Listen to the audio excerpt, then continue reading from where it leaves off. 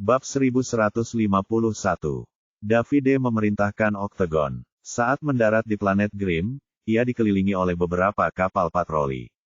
Siapa kamu? Sebutkan nama Anda. Mengapa Anda turun di planet Grim?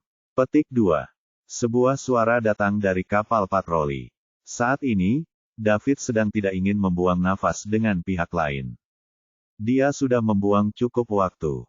Dia memancarkan kekuatan pikirannya dan membentuk badai pikiran di sekitar Octagon, menyebar dengan liar. Bum bum bum. Kapal patroli di sekitar Octagon terlempar lebih dari 10 km jauhnya. Kali ini, David tidak membunuh mereka. Sebaliknya, dia hanya mendorong mereka menjauh dan tidak melukai orang di dalamnya. Tersesat. Beritahu Lucifer untuk datang menemuiku. Suara David yang dalam dan nyaring terdengar dari Octagon. Orang-orang di dalam kapal patroli ketakutan setengah mati setelah apa yang dilakukan David. Oleh karena itu, mereka dengan cepat menghubungi orang di planet Grim. Pak, harap tunggu. Kami akan menghubungi Master Lucifer sekarang juga. David mengabaikan mereka dan terus mendaratkan Octagon. Kapal patroli tidak berani menghentikannya. Makanya, mereka hanya mengikuti di belakang secara diam-diam. Di dalam ruang kerja kepala keluarga Grim, Lucifer, 4 Grandmaster, dan kakek Lucifer Derry sedang mengobrol. Tiba-tiba, terdengar ketukan di pintu. Tok tok tok. Grandmaster, Tuan Derry, Guru Lucifer, ada sesuatu yang perlu saya beritahukan kepada Anda. Masuklah, kata Derry. Seorang pelayan tua masuk setelah pintu terbuka. Apa itu? Petik 2. Grandmaster, kami baru saja mendapat kabar dari kapal patroli yang mengatakan bahwa seseorang kami menerobos masuk ke planet Grim dengan Octagon. Apalagi mereka sangat kuat. Kapal patroli terlempar lebih dari 10 km jauhnya oleh kekuatan tak terlihat saat mereka mendekatinya. Orang di Octagon juga mengatakan dia ingin Tuan Lucifer pergi menemuinya. Petik 2. Ada berapa banyak dari mereka? Petik 2. Itu hanya satu Octagon. Kami tidak tahu berapa banyak. Petik 2. Marino dan yang lainnya penasaran. Satu Octagon. Jadi tidak mungkin keluarga Elrod. Lalu siapa? Mereka bahkan meminta untuk bertemu Lucifer. Menilai dari apa yang mereka lakukan, apakah mereka datang ke sini untuk membalas dendam? Apakah dia memberitahu Anda namanya atau siapa dia? Petik 2. Tidak. Petik 2. Lucifer, apakah kamu menyinggung seseorang di luar sana? Marino memandang Lucifer dan bertanya. Grandmaster, saya baru saja dikeluarkan. Bagaimana saya punya waktu untuk menyinggung orang lain? Saya hanya berkonflik dengan keluarga Elrod, jawab Lucifer. Ayo, mari kita lihat. Saya ingin melihat siapa yang berani datang untuk mengkritik kami. Apakah mereka lelah hidup? Petik 2. Setelah Marino mengatakan itu, dia keluar dari kamar. Yang lain dengan cepat mengikuti. Octagon tiba di keluarga Grim tak lama kemudian. Pada saat ini, kapal patroli yang tak terhitung jumlahnya, Octagon, lusinan kapal perang Bima Sakti, dan 3 kapal perang galaksi naik ke udara dan mengepung Octagon milik David. Pada saat yang sama, Marino juga membawa inti keluarga naik ke langit dan berhenti tak jauh dari Octagon. Siapa yang berani berperilaku kejam di planet Grim? Apakah kamu tidak takut mati? Jika Anda tidak memberi saya alasan yang memuaskan hari ini, jangan pernah berpikir untuk meninggalkan planet Grim. Derry, sang kepala keluarga, melangkah maju dan berkata. Apakah semua Grim begitu sombong? Kata David sinis. Karena kamu menyebut kami sombong, aku akan menunjukkan kepadamu sombong. Setelah Derry mengatakan itu, dia hendak menyerang Octagon.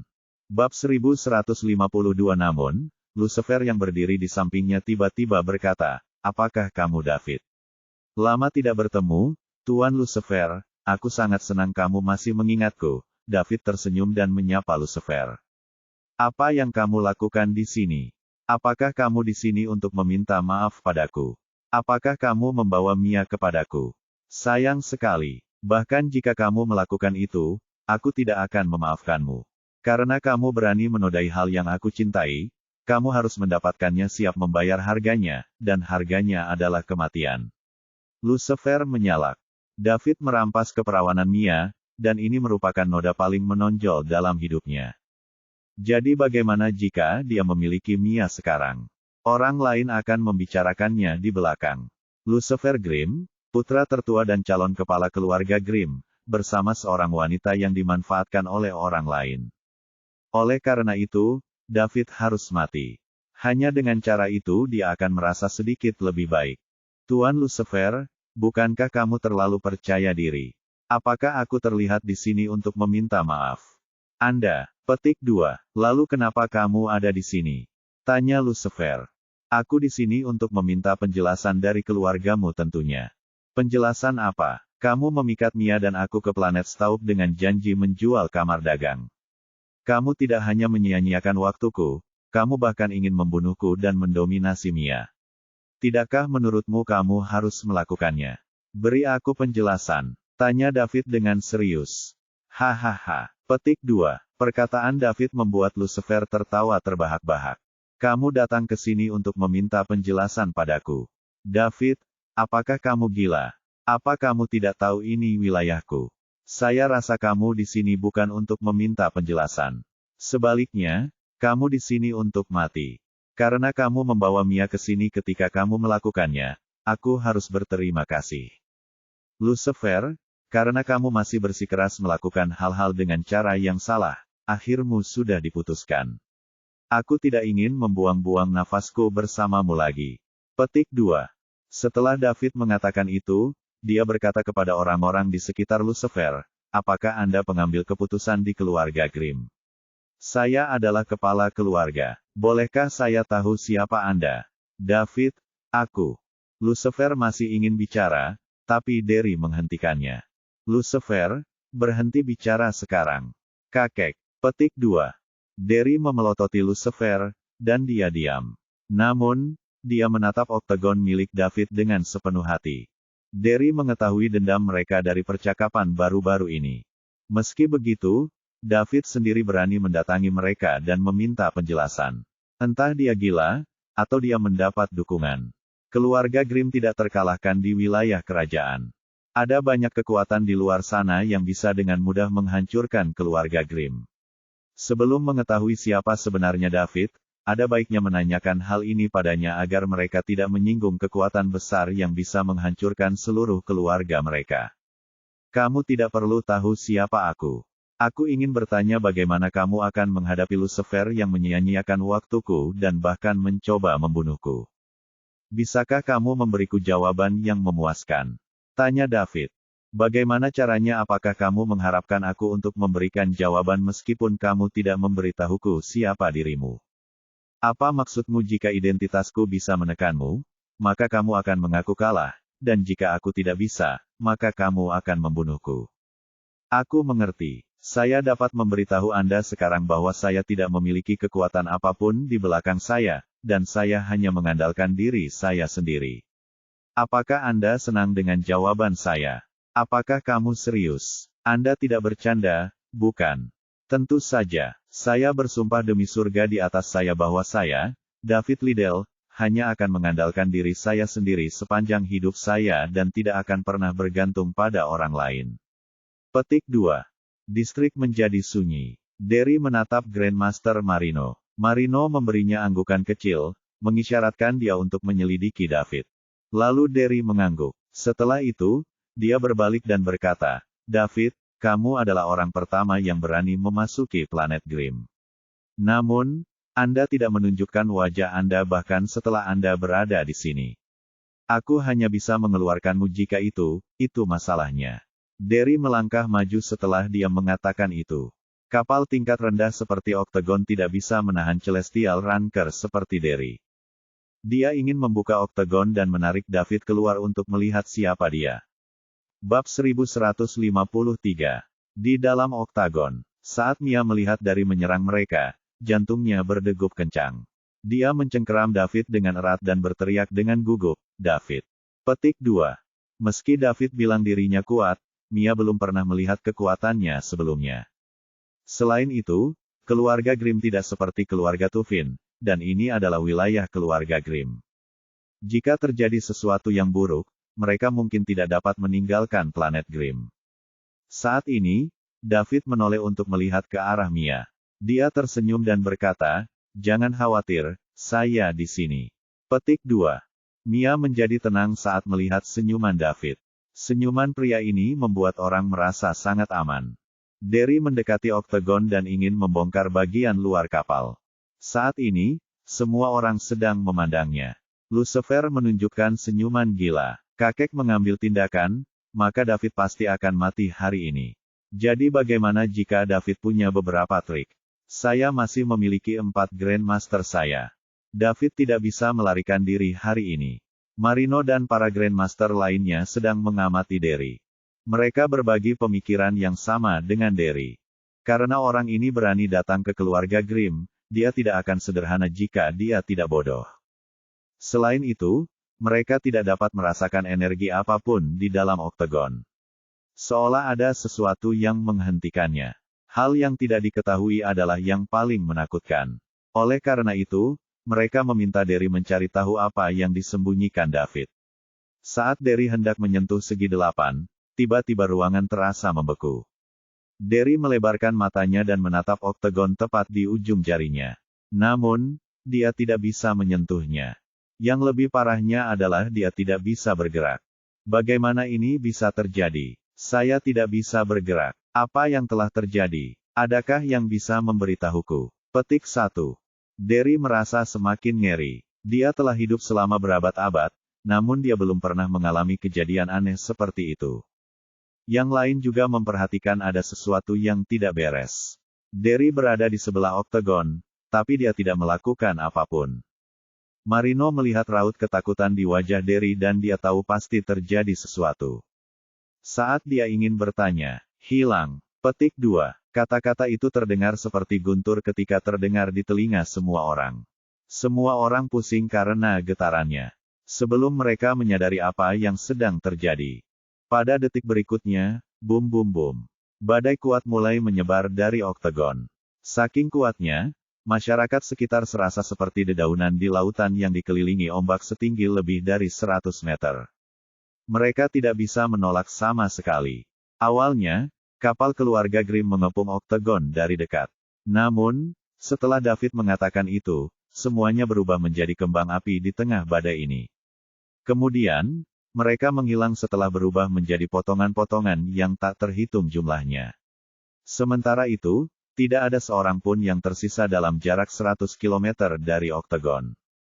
Badai ini melemparkan inti keluarga Grimm hingga ratusan kilometer jauhnya. Mereka semua melihat pemandangan ini, tampak babak belur dan lesu. Otak mereka masih belum menyadari apa yang sedang terjadi, dan mereka kesulitan untuk mendapatkan kembali kesadarannya. Tidak terkecuali 4 Grandmaster dari keluarga Grimm.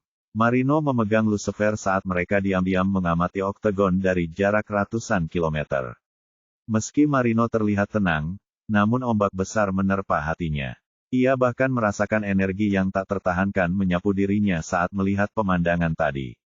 Bahkan seorang Infinity Ranker seperti dia merasa bahwa dia tidak bisa menolaknya. Bab 1154, apa itu? Apakah Infinity Ranker terlambat atau puncak Infinity Ranker bersembunyi di oktagon ini? Tidak mungkin. Tidak mungkin. Keberadaan seperti apa yang dimiliki oleh Infinity Ranker atau lebih tinggi. Tidak banyak dari mereka di Bima Sakti. Jadi mengapa mereka muncul di sini? Seseorang dengan level ini tidak akan menggunakan kapal level rendah untuk perjalanan. Ini pasti trik yang tidak diketahui, dan dia hanya bisa menggunakannya sekali. Dia tidak bisa menggunakannya berkali-kali. Petik 1. Marino menghibur dirinya secara internal. Dia harus membuat dirinya percaya ini bahkan jika dia mengira itu hanya pada kesempatan kecil. Jika tidak demikian, maka keluarga Grimm akan hancur. Selain itu, mereka tidak akan memiliki kesempatan untuk kembali lagi di masa mendatang. Di dalam oktagon, Mia juga kaget dengan apa yang terjadi.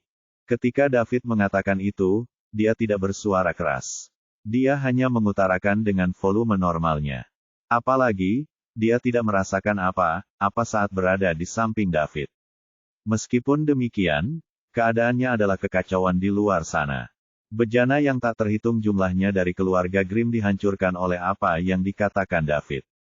Itu hanya dua kata sederhana, namun mengandung begitu banyak kekuatan. Ini mengubah seluruh pandangan dunia Mia. Dia tidak percaya bahwa ini nyata. Daud, ini. Petik 2.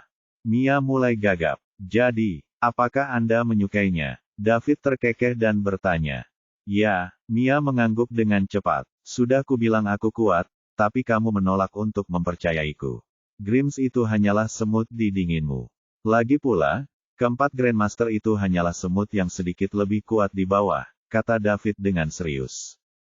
Mia terkejut, dan dia menatap David dengan tidak percaya. Semut, keluarga Grimm, peringkat keempat di antara 8 keluarga terkemuka di Bima Sakti, hanyalah semut bagi David. Seberapa kuat dia? Aku bersama monster apa? Apakah dia masih manusia? Pah, bagaimana aku bisa berpikir tentang dia seperti itu? Tentu saja, dia manusia, tapi dia berbeda dari yang lain. Petik 1.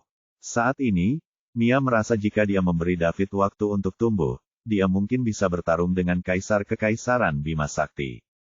Kaisar Nimbus adalah yang terkuat di Bima Sakti. Petik 1. Jika David suatu hari nanti bisa hidup setingkat dengan Yang Mulia, bukankah itu berarti saya bisa melakukan apapun yang saya inginkan di Bima Sakti? Bahkan 8 keluarga terkemuka harus menghormati saya. Apakah itu berarti saya akan menonjol di antara rekan-rekan saya? Ya, Mia selalu merasa minder karena latar belakangnya. Dia adalah satunya peri tanpa latar belakang. 3 lainnya adalah seorang putri atau keturunan dari kekuatan yang kuat. Sebaliknya, dia hanya berasal dari keluarga kecil. Jadi, setiap kali orang besar mengundangnya ke sesuatu, dia harus pergi bahkan jika dia enggan. Sebaliknya, 3 peri lainnya tidak sama. Mereka bisa melakukan apapun yang mereka inginkan. Inilah perbedaan antara Mia dan peri ketiga lainnya. Dia bermimpi menjadi seperti 3 peri lainnya dan tidak dibatasi oleh orang lain. Sekarang, dia akhirnya melihat harapan. Jika dia tinggal bersama David, dia tahu hari ini akan segera tiba. David, aku tidak akan meremehkanmu lagi, kata Mia. Baiklah, saya akan membiarkan Anda melihat betapa kuatnya saya. Hari ini, mulai sekarang, jangan menjadi sangat gugup dan takut ketika Anda melakukan sesuatu. Kamu tidak perlu takut, David mengangguk dan berkata. Saya mengerti. Petik 2. Bab 115:5 Saat inti keluarga Grimm membuka oktagon dengan membuka kosong dan tidak tahu apa yang harus dilakukan, palka oktagon terbuka. Mata inti bertambah, dan mereka melihat David berjalan keluar. Mia membawa kotak kayu bersamanya kembali saat dia mengikuti di belakang David. Keduanya berdiri di dalam dan memandangi keluarga Grimm, yang berada lebih dari 100 km jauhnya. Lucifer, apakah kamu menyesali apa yang telah kamu lakukan setelah melihatnya? Tanya Daud. Bagaimana kamu melakukannya? Lucifer menunjuk ke arah David, wajahnya memenuhi keseluruhan. Dia tidak mengerti bagaimana David menghancurkan begitu banyak bejana keluarganya hanya dengan suaranya. Tidak hanya itu, Grandmaster keempat itu juga terlempar ratusan kilometer jauhnya. Lucifer tidak akan pernah membayangkan ini. Setelah Lucifer mengatakan itu, dia mendengar suara di belakangnya.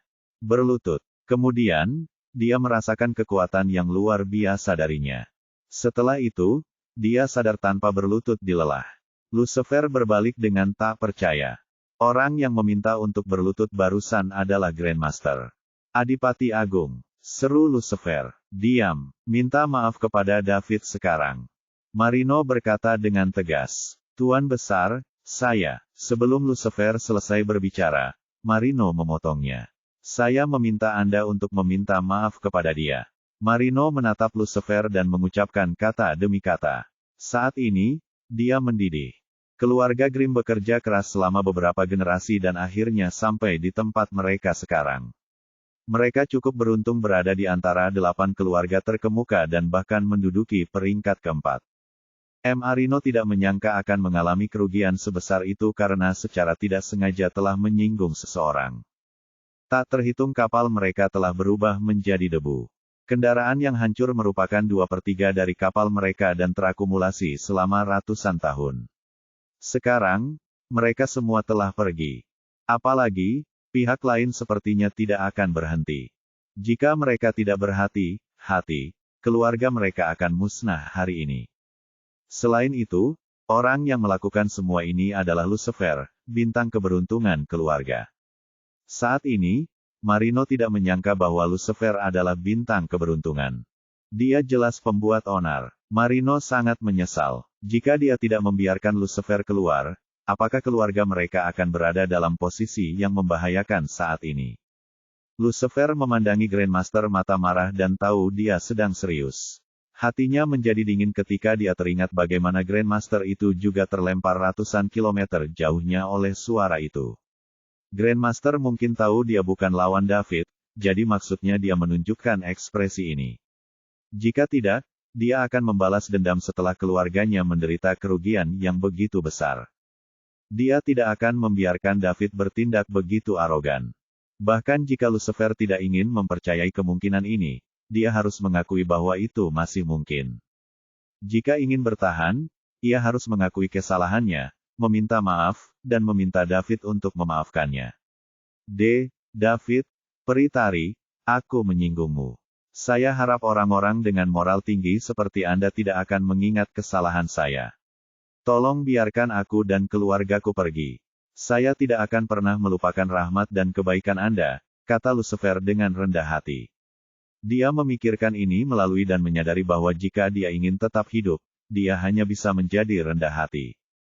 Bab 156 Bagaimanapun, tidak ada yang lebih penting daripada hidupnya. Dia tidak akan punya apa-apa jika kehilangan nyawanya. Jika dia masih hidup dan memiliki keluarga, dia akan tetap menjadi Lord Lucifer bagi orang luar. Mia tidak percaya saat melihat Lucifer berlutut di kejauhan. Apa yang telah terjadi? Tuan Lucifer, dari keluarga peringkat keempat di antara 8 keluarga terkemuka, berlutut dan meminta maaf kepadaku. Petik 1. Dia perlu melihat seseorang seperti Lucifer sebelum dia mengikuti David. Saat ini, dia sedang berlutut dan meminta maaf padanya. David, aku tahu ada kesalahpahaman antara kamu dan Lucifer. Sekarang dia sudah berlutut dan mengakui kesalahannya, tolong selamatkan dia. Mulai sekarang, Anda akan menjadi tamu terhormat keluarga kami. Anda dapat menanyakan apa saja kepada kami, dan kami akan berusaha semaksimal mungkin untuk memenuhi keinginan Anda, kata Grandmaster Marino dari satu sisi. Dia tidak yakin bahwa dia akan mengalahkan David. Marino harus mengakui bahwa dia tidak bisa melakukan apa yang dilakukan David. Tidak peduli bagaimana David berhasil menghancurkan begitu banyak kapal dengan suaranya dan melemparkan kembali keempat Infinity Ranker. Sangat mudah untuk menghancurkan sebuah kapal, tetapi melemparkan 3 tas ke dalam Infinity Ranker dan 1 kembali ke tengah Infinity Ranker tidaklah mudah. Oleh karena itu, dia hanya bisa mengaku kalah. Apakah kamu mengenali kabutmu sekarang? Tapi sayang, sudah terlambat, kata David tanpa ekspresi. David, tolong hormati aku, ucap Marino dengan suara berat. Apakah Anda Grandmaster mereka? Tanya Daud. Ya, saya Marino, Grandmaster dari keluarga Grimm. Tolong tunjukkan rasa hormatku, David. Ini akan kami ingat, jawab Marino. Aku bisa memaafkanmu, tapi kamu harus menyetujui salah satu permintaanku. Marino, Lucifer, dan inti keluarga Grimm menghela nafas lega ketika mereka mendengar David mengatakan hal itu. Akhirnya, segalanya tidak berjalan sebagaimana mestinya, bukan kendali. Namun, Marino punya ide baru. Apakah itu berarti dia hanya bisa menggunakan teknik hebat itu satu kali? Jika tidak, mengapa Daud begitu toleran terhadap mereka padahal dia mempunyai keuntungan yang begitu besar atas mereka? Apakah dia tidak tahu untuk tidak menabur benih bencana? Tidak, saya harus memeriksanya ketika saya mendapat kesempatan. Jika dia hanya bisa menggunakan metode itu sekali, maka aku akan membuatnya membayar kerusakan yang ditimbulkannya. Petik 1. Marino berpikir dalam hati. Namun, dia berkata, David, tolong beritahu kami. Selama kami bisa melakukannya, kami akan melakukan yang terbaik untuk memenuhinya. Anda, karena kamu adalah Grandmaster mereka, kamu seharusnya menjadi yang terkuat di keluarga, bukan? Petik 2. Ya, petik 2. Kalau begitu kamu harus mencoba memblokir pedangku. Jika bisa, Saya akan memaafkan kalian semua. Setelah David mengatakan itu, sarung kayu di punggung Mia terbuka secara otomatis. Pedang merah panjang terbang dan mendarat di tangan-tanganku David. Kemudian, David melakukan beberapa trik dengan pedangnya, dan pedang merah panjang itu menarik beberapa garis kosong. Apa yang David katakan mengejutkan semua orang di keluarga Grimm. Tidak ada yang mengharapkan permintaan seperti itu darinya. David tidak terlihat terlalu tua. Grandmaster telah hidup selama ribuan tahun dan merupakan Myth Infinity Ranker. Meski begitu, David memintanya untuk menangkis pedangnya. Sungguh tidak bisa dimengerti. Marino memandang David dan tidak terburu-buru menjawab. Rasanya seperti mencoba membaca pikiran David, tapi dia tidak bisa. David memegang pedang merah panjangnya dan berdiri di kehampaan, menunggu jawaban Marino. Namun, tidak ada yang menjawabnya bahkan setelah beberapa saat. Jadi dia terkekeh dan berkata, "Jadi, apakah kamu takut kamu adalah Myth Infinity Ranker, tapi kamu takut dengan pedangku? Apakah kamu serius?" tanya Marino. "Tentu saja, saya tidak pernah bercanda," jawab Daud. "Baiklah, aku akan memblokir pedangmu dan melihat apa yang sebenarnya kamu dapatkan." Lebih tepatnya seperti itu, David tersenyum dan berkata, "Apakah kamu siap?" David bertanya dengan santai. "Siap kapan saja," jawab Marino. Dia tidak menyangka David akan sekuat itu di usianya yang masih muda. Namun, dia harus memperhatikan apakah orang lain di Oktagon akan menyerangnya secara diam-diam. Jadi, mata Marino tertuju pada segi 8 di belakang David. Di sisi lain, dia sama sekali tidak diganggu oleh David. Marino terus merasa bahwa harus ada seseorang yang kuat di Oktagon. Mungkin itu sebabnya anak muda seperti David begitu sombong dan percaya diri. "Baiklah Marino, karena kamu bersedia mencoba untuk memblokir seranganku, aku tidak peduli apakah kamu berhasil menangkapnya atau tidak. Mulai sekarang, aku tidak akan berhutang apapun pada keluargamu." David berhenti berbicara omong kosong. Setelah dia mengatakan itu, dia mengangkat pedang pengecoran jahatnya, memutarnya, dan memegangnya di depan dadanya. Lalu, dia mengayunkannya dari kiri ke kanan. Dia tampak percaya diri dan nyaman, dan sepertinya dia tidak memiliki niat membunuh sama sekali. Sebaliknya, dia tampak seperti sedang tampil. Kelihatannya bagus, tapi tidak merugikan siapapun. Pada saat yang sama, tidak ada energi yang keluar. Anggota keluarga Grimm yang berada ratusan kilometer jauhnya mengira David hanya menganggap mereka bodoh. Setelah mengayunkan pedangnya, David berbalik dan berjalan kembali ke arah Mia. Menempatkan pedang penghancur jahat ke dalam sarung kayu, dia berkata dengan tenang, "Ayo pergi." Lalu, dia berjalan kembali ke Oktagon. Mia bingung. Itu saja, bukankah ini mainan anak-anak? Namun, dia tetap mengikuti di belakang David. Dia diam-diam berbalik untuk melihat Grims pergi selama proses tersebut. Marino mengambil posisi terbaiknya saat David mengayunkan pedang ke arahnya. Dia memancarkan kekuatan penuhnya sebagai Myth Infinity Ranker. Namun, dia merasa terhina setelah David mengayunkan pedangnya dan pergi. Saat ini, dia mengerti kenapa David mengatakan mereka tidak akan saling berhutang apapun, terlepas dari apakah Marino tidak bisa memegang pedang atau tidak. Hal ini untuk memberinya kesempatan untuk melarikan diri. Sebagai Myth Infinity Ranker dan seseorang yang mengatakan, kata-katanya membawa beban yang sangat besar pada Grimm. Keluarga, Marino benar-benar tertipu oleh pemuda ini. Dia marah dan geli. Sudah lama sekali Marino tidak bertarung dengan seseorang. Kapan dia menjadi pengecut? Meskipun beberapa orang di Bima Sakti mampu mencapai tahap akhir keabadian dan mengalahkannya, jumlah mereka sangat sedikit. Selain itu, mereka semua adalah monster di Bima Sakti. Bahkan jika Lucifer menyinggung seseorang yang keluarganya tidak mampu menyinggung perasaannya, mereka tidak akan datang ke keluarga Grimm di Oktagon untuk meminta penjelasan. Sebaliknya, mereka akan mengirimkan pesan kepada keluarga tersebut dan meminta mereka membawa Lucifer untuk meminta maaf kepada mereka. Begitulah cara tim-tim top melakukan sesuatu. Masuk akal jika David mengambil beberapa teknik yang tidak diketahui dari peninggalan kuno. Mereka telah melihat betapa kuatnya itu, jadi tidak perlu bicara lebih banyak. Namun, David pasti tidak bisa menggunakannya dalam jumlah yang tidak terbatas. Setelah itu, ia dianggap mampu bergerak tanpa hambatan di Bima Sakti dan tidak takut pada siapapun. Inilah sebabnya semua ini terjadi. Pemuda ini sangat konyol. Dia tidak tahu bahwa kekuatan luar hanya akan ada di luar, dan kamu harus mengandalkan kekuatanmu sendiri. Duke, petik 2. Duke, petik 2. Duke, petik 2. Grims mulai menelepon. Tentu saja mereka tidak ingin David pergi begitu saja. David, apakah ini pedang yang kamu ingin aku blokir? Menurutmu apakah membodohi kami seperti ini menyenangkan? Kamu menyebabkan begitu banyak kerusakan pada keluargaku hari ini, dan kamu tidak ingin pergi begitu saja. Tidakkah kamu pikir kamu meremehkan kami? Petik 2. Bab 1158 Marino menatap David, yang hendak melangkah ke oktagon, dan berkata dengan jahat.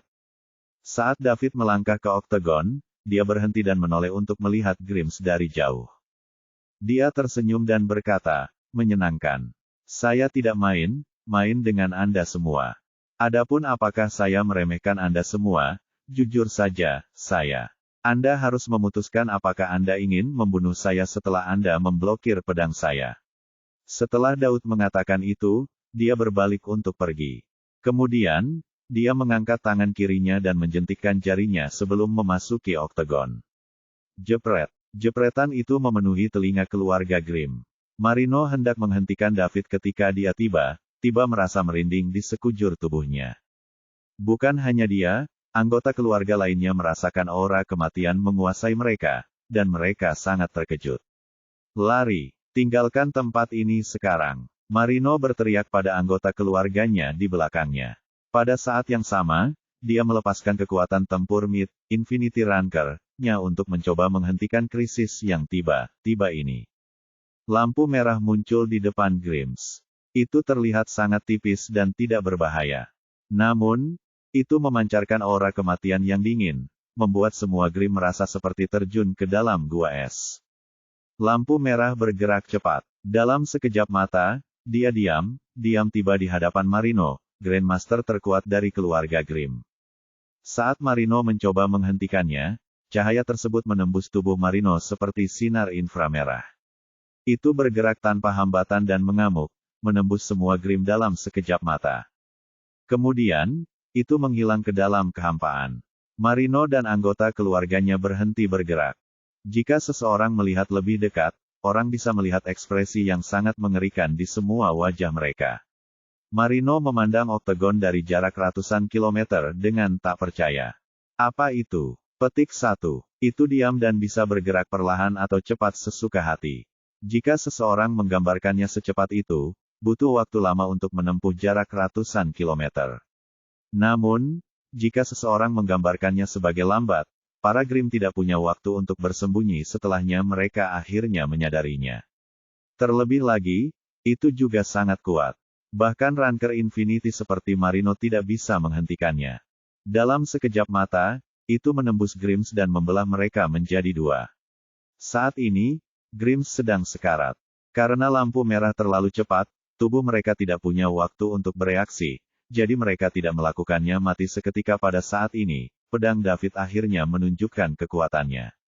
Kekuatan yang tersisa dari pedang mulai berlaku di tubuh para Grimm. Tempat di mana pedang David menembus tubuh mereka mulai menghilang. Beberapa mulai dari dada mereka, sementara yang lain mulai dari perut atau paha mereka. Singkatnya, tidak ada yang berhasil melarikan diri. Seolah-olah ada sesuatu yang memakan tubuh mereka. Bagaimana rasanya jika seseorang menyaksikan tubuh mereka menghilang perlahan sebelum meninggal? Saat ini, keluarga Grimm sedang belajar dari pengalaman. Kegelapan perlahan melahap mereka saat mereka panik. Marino memelototi oktagon dari jauh. Sampai saat ini, dia masih tidak percaya bahwa David adalah orang yang melakukan serangan mengerikan itu. Dia masih mengira David mendapat bantuan dari luar. David, Anda curang. Setelah Marino mengatakan itu, matanya menjadi gelap, dan tubuhnya menghilang dari kehampaan. Sekarang, semua anggota inti dari keluarga Grimm, peringkat keempat di antara 8 keluarga terkemuka di Kekaisaran Bima Sakti, terhapus. Tak satu pun dari mayat mereka yang tersisa. Bab 1159 Mia menatap Grimes, yang menghilang tanpa bisa dijelaskan.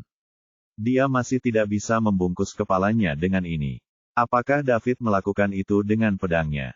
Bagaimana itu mungkin? Dia jelas hanya bermain, main sekarang, dan sepertinya itu tidak akan menimbulkan kerusakan. Bagaimana itu menyebabkan kehancuran seperti itu? Bahkan seorang ranker Infinity seperti Grandmaster Grimm tidak bisa menolaknya. Ketika Mia memikirkan hal ini, dia membeku. Jika Grandmaster Grimm, Mid, Infinity Ranker, tidak bisa menahan pedang David, berapakah peringkat David? Akhir Infinity Ranker, atau puncak Infinity Ranker. David terus mengatakan padaku dia kuat, tapi ini terlalu kuat. Mia, apa yang kamu lakukan? Ayo pergi. Petik 2. Pada saat itu, Mia mendengar David berbicara dengannya. Oh, aku datang. Mia dengan cepat masuk ke oktagon. Ketika dia masuk, dia melihat David sedang minum teh dengan santai. Seolah-olah dia bukanlah orang yang membunuh tetua inti dari keluarga Grimm. David, panggil Mia lembut. Ayo duduk. David menuangkan teh untuk Mia dan berkata. Mia dengan patuh berjalan di hadapan David.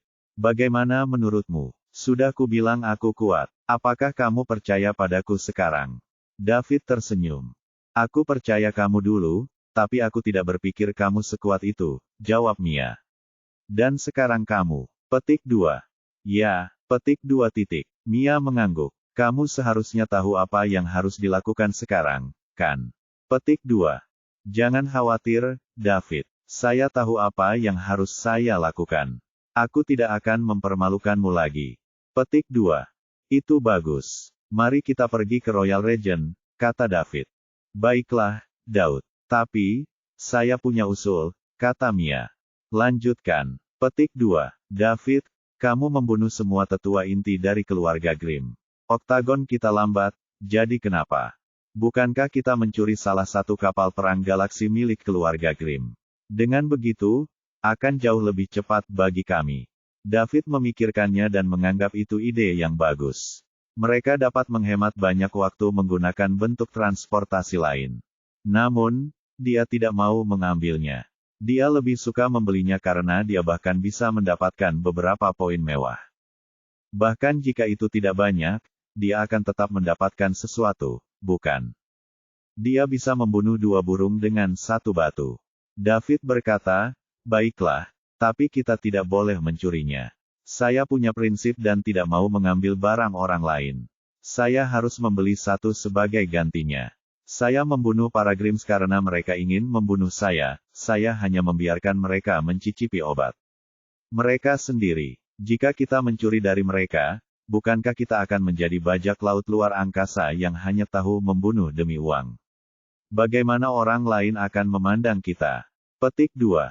Saya mengerti. Kamu sangat benar, David. Kalau begitu ayo beli 1, kata Mia kagum. Oktagon tiba di atas keluarga Grimm. Seluruh keluarga akan menghadapi musuh bebuyutan mereka. Mereka baru saja melihat kapal keluarga Grimm hancur di langit. Tidak ada yang tahu apa yang terjadi kemudian, dan tidak ada yang berani melihat. Namun, Oktagon adalah yang turun sekarang, tetapi Grandmaster dan Core Elder tidak melakukannya. Mereka mulai menorehkan tinta karena ini.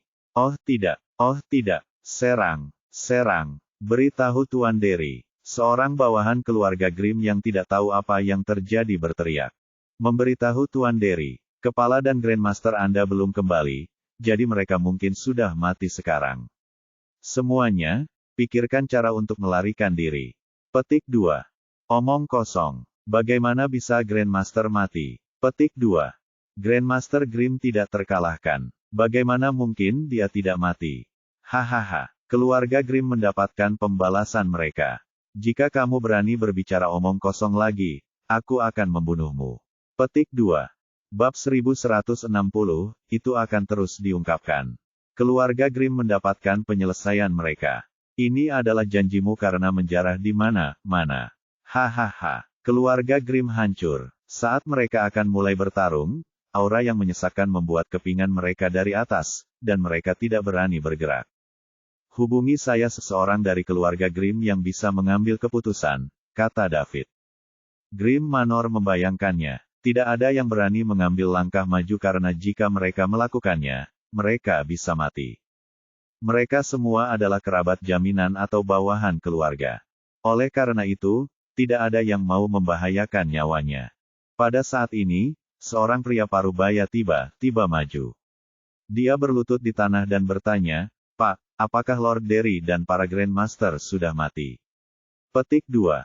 Suaranya dipenuhi dengan harapan yang kuat. Itu benar, tetua semua inti keluarga Anda sudah mati. Namun, mereka menyinggung seseorang yang tidak mampu mereka singgung, jadi mereka pantas mendapatkannya. Anda tidak perlu menanggung akibatnya. Aku hanya perlu seseorang untuk membawa aku ke Warship. Saya tidak hanya akan melepasmu, tapi saya juga akan membayarmu, kata David. Setelah dia mengatakan itu, dia mendengar seseorang tertawa lepas. Hahaha. Petik 2. Itu dari pria parubaya yang berlutut itu. Kerabat agunan dari keluarga Grimm memiliki wajah yang hancur. Grandmaster Grimm dan intinya sudah mati, yang berarti keluarga itu juga akan hancur. Bahkan jika beberapa keturunan langsung dapat kembali dari penjelajahan mereka, mereka mungkin tidak berani menunjukkan wajah mereka lagi. Mereka hanya bisa hidup dalam kegelapan dan menyembunyikan identitas mereka. David mengerutkan kening dan menatap pria yang tertawa itu. Tiba-tiba, matanya berkilau. Laki parubaya memiliki kata, budak, di dahi. Tanda budak. Petik 1. Hati Daud terguncang. Apakah keluarga Grimm menanam tanda budak pada pria ini? Tidak heran dia sangat membenci mereka dan sangat senang setelah mendengar tentang kematian Grandmaster Grimm. Ketika dia melihat pria parubaya itu, David ingat dia berjanji pada David tua di masa lalu bahwa dia akan membantu rekan satu tim David tua yang telah menanami budak. Tanda ketika dia cukup kuat. Tanpa bantuan mereka, David dari Timelin itu tidak akan membawa sistem keluar dari peradaban tingkat dewa dan memberikannya kepada David di Timelin ini. David pasti akan melakukan apa yang dia janjikan. Namun, kekuatannya tiba-tiba meningkat baru ini, jadi itu meleset dari pikiran. Sepertinya dia masih memiliki banyak hal yang harus dilakukan. Akan lebih baik menyelesaikan ini secepat mungkin. Dia akan memutuskan setelah dia meningkatkan planet ini menjadi planet peradaban tinggi di Kekaisaran Bima Sakti. Jika tidak, beberapa pasukan mungkin menemukan tempat ini dan menanamkan tanda budak mereka di sana. Ketika itu terjadi, sudah terlambat. Dia tidak bisa menunda ini. Tanpa senior yang tak kenal takut dari garis waktu lain, mereka tidak akan mendapatkan sistem, dan David tidak akan berada di tempatnya sekarang. Sepertinya dia harus menunda pergi ke planet Royal. Pria itu tertawa sangat keras hingga dia menangis. Kemudian, dia mulai meratap. Seolah-olah dia ingin melepaskan semua yang ada di hatinya. David tidak menyela dia juga. Dia tahu orang ini pasti sudah menahannya dalam waktu yang sangat lama. Begitu manusia di sebuah planet yang ditanami tanda-tanda budak, mereka tidak akan pernah bisa kembali kecuali semua orang di planet itu punah. Nasib ini memang sulit diterima. Jika David tidak mendapat bantuan sistem, bumi juga akan berakhir seperti ini. Pada saat itu, bahkan mungkin telah membantu Pavan mencapai puncak Bima Sakti. Oleh karena itu, Daud mengerti. Ketika lelaki parubaya itu lelah menangis, dia perlahan berhenti dan mulai bersujud kepada David. Sekali, 2 kali, 3 kali. Sambil melakukan itu, dia memintanya, "Terima kasih, Pak. Terima kasih." Petik 2. Dia terus berjalan lebih dari 10 kali. David tidak tahan lagi, jadi dia menggunakan kekuatan pikirannya untuk menghentikan pria itu, mencegahnya melanjutkan.